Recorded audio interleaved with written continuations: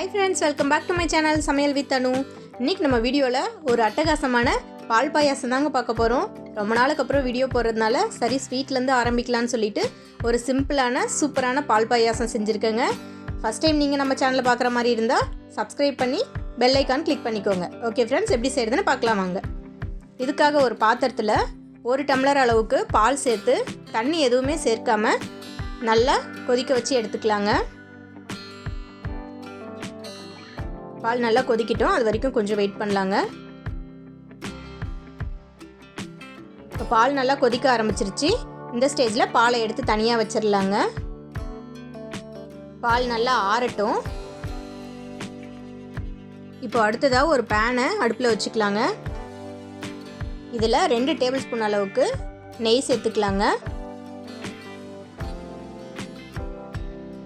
நெய் லைட்டாக சூடான பிறகு திராட்சை முந்திரி அதில் சேர்த்து நல்லா கோல்டன் ப்ரௌன் ஆகிற வரைக்கும் வறுத்து தனியாக எடுத்து வச்சுக்கலாங்க.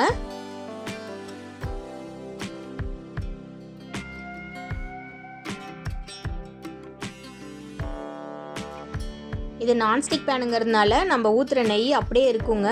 நீங்கள் வேறு எதனா பேன் வச்சிங்கன்னா இதை எடுத்த பிறகு திரும்ப இன்னொரு டேபிள் ஸ்பூன் அளவுக்கு நெய் அதில் சேர்த்துக்கோங்க. இப்போ மீதமுள்ள நெய்யில் 2 கப் அளவுக்கு சேமியா சேர்த்துக்கலாங்க. இப்போ இந்த சேமியா நல்லா கோல்டன் ப்ரௌன் ஆகிற வரைக்கும் வறுத்து எடுத்துக்கலாங்க.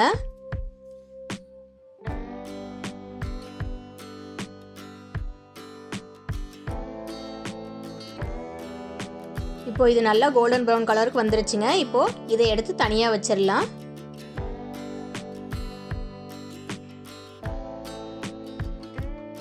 இப்போ அடுத்ததாக ஒரு பாத்திரத்தில் 3 டம்ளர் அளவுக்கு தண்ணி சேர்த்துக்கலாங்க.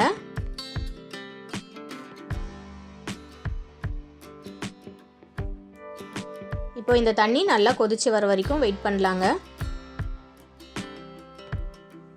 தண்ணி நல்லா கொதிக்க ஆரம்பிச்சிருச்சு. இதில் 1/2 கப் அளவுக்கு ஜவ்வரிசி சேர்த்துக்கிறேங்க. இந்த ஜவ்வரிசி நல்லா வாஷ் பண்ணி ஒரு 1/4 மணி நேரம் நார்மல் வாட்டரில் ஊற வச்சுருந்தேன்.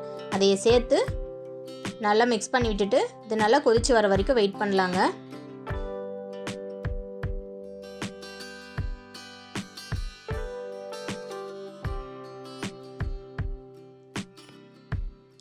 ஜவ்வரிசி நல்லா கொதிக்க ஆரம்பிச்சிருச்சு. இது ஒரு 80% அளவு குக் ஆகிற மாதிரி பார்த்துக்கலாங்க. ஜவ்வரிசி எவ்வளோதான் நம்ம வாஷ் பண்ணோம்னாலும் அதிலிருந்து அழுக்கு வந்துட்டே தான் இருக்கும். ஸோ இந்த மாதிரி கொதிக்க ஆரம்பித்த பிறகு அது ஓரங்களில் படியும். அப்போ நம்ம இந்த மாதிரி ஒரு ஸ்பூன் யூஸ் பண்ணி அதை எடுத்துடலாங்க. ஜவ்வரிசியை ஃபுல்லாக குக் பண்ண விட வேணாம், ஒரு 3/4 பாகம் குக் ஆனால் போதும். பாருங்கள், ஒரு 3/4 பாகம் நல்லா வெந்திருக்கு. இந்த ஸ்டேஜில் அடுத்து நம்ம சேமியா வறுத்து வச்சுருக்க சேமியாவை இதுக்குள்ளே சேர்த்துக்கலாங்க. முழுசாக வெந்துடுச்சுன்னா ஒரு ஸ்டிக்கியாக அப்படியே ஒரு மாதிரி பிசு தன்மை அதிகமாகிடும். அப்போ சேமியாவோட ஒட்டி அது நான் ஸ்டிக்கியாக வராதுங்க. அதனால தான் ஒரு 3/4 பாகம் வேக வச்சுட்டு அடுத்து நம்ம சேமியா சேர்த்து சேமியா வேகிற டைமில் ஜவ்வரிசியும் மீதி குக் ஆகும். ஸோ ரெண்டுமே ஈவனாக கரெக்டாக இருக்கும். இப்போ இதை நல்லா மிக்ஸ் பண்ணி விட்டு கொதிக்க விடலாங்க. சேமியா நல்லா வேகட்டும்.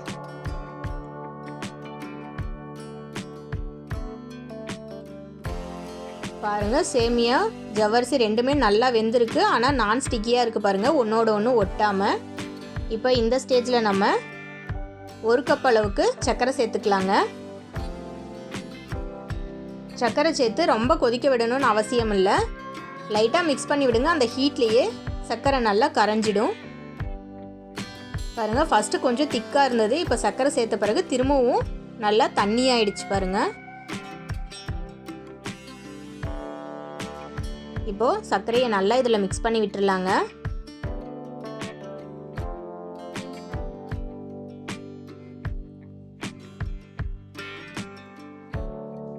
பாருங்கள், சர்க்கரை நல்லாவே கரைஞ்சி லைட்டாக திரும்பவும் ஹீட்டாக ஆரம்பிச்சிருச்சு. இப்போ இந்த ஸ்டேஜில் நம்ம ஆல்ரெடி வறுத்து வச்சுருக்கிற திராட்சை முந்திரியை சேர்த்துக்கலாங்க. அடுத்ததாக இது கூடவே காய வச்சு நல்லா ஆற வச்சு வச்சுருக்க பாலை சேர்த்துக்கலாங்க. எப்போவுமே நம்ம பாயாசம் செய்யும் போது ஒன்று பால் ஆறி இருக்கணும், இல்லைனா பாயாசம் ஆறி இருக்கணுங்க. ரெண்டுமே சூடாக ஒன்றோட ஒன்று சேர்த்தா பால் திரிஞ்சிரும். ஸோ பாலை ஃபஸ்ட்டே காய வச்சு ஆற வச்சு இதில் சேர்த்துக்கலாங்க. அப்படி பால் சூடாக இருந்தால் பாயாசம் ஆறினதுக்கு அப்புறமா சேர்த்துக்கலாங்க. இந்த மாதிரி நம்ம சேர்க்கறதுனால பாயாசம் ஆறுனா கூட நல்லா தண்ணியாகவே இருக்கும். அவ்வளோ சீக்கிரம் இறுகி கெட்டியாகாது. ரொம்பவே டேஸ்ட்டாக இருக்கும். ஓகே ஃப்ரெண்ட்ஸ், இதே போல் நீங்களும் உங்கள் வீட்டில் ட்ரை பண்ணி பாருங்கள். இந்த வீடியோ உங்களுக்கு பிடிச்சிருந்தா லைக் பண்ணுங்கள், ஷேர் பண்ணுங்கள், மறக்காமல் நம்ம சேனலை சப்ஸ்கிரைப் பண்ணுங்கள். நெக்ஸ்ட் வீடியோவில் பார்க்கலாங்க. பாய்.